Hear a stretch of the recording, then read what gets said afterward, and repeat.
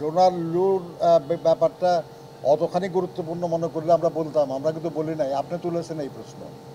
আমাদের কাছে এটা অত গুরুত্বপূর্ণ না, যতটা গুরুত্বপূর্ণ কুকি চীনের যে আচরণ, যেটা নিয়ন্ত্রণ করতে সরকার প্র্যাকটিক্যালি ব্যর্থ হচ্ছে। ডোনাল্ড লু তো অনেক দূরের মানুষ আর কি। আমরা শঙ্কিত আমার নিজের দেশের অবস্থা নিয়ে।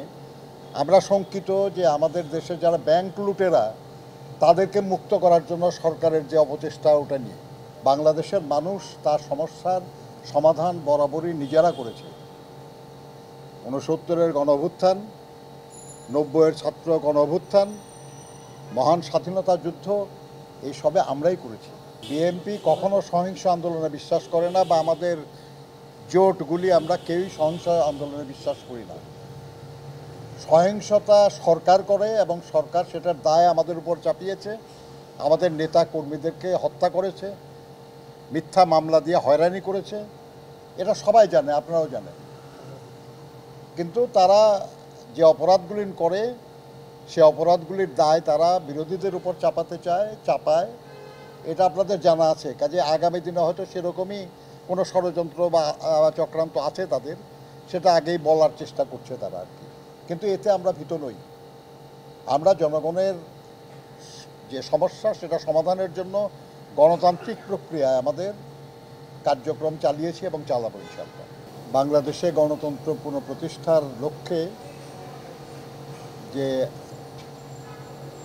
রাজনৈতিক দলসমূহ আন্দোলন করে তুলেছে,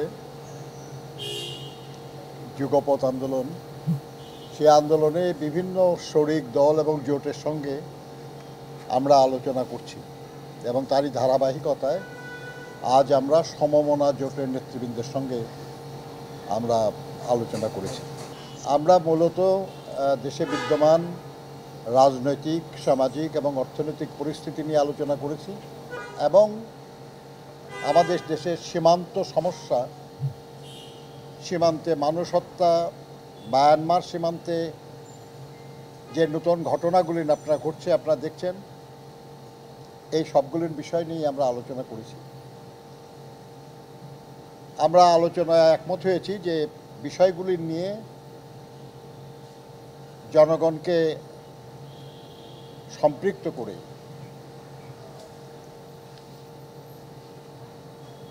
আমরা কিভাবে আগামী দিনে অগ্রসর হতে পারি, এই নিয়ে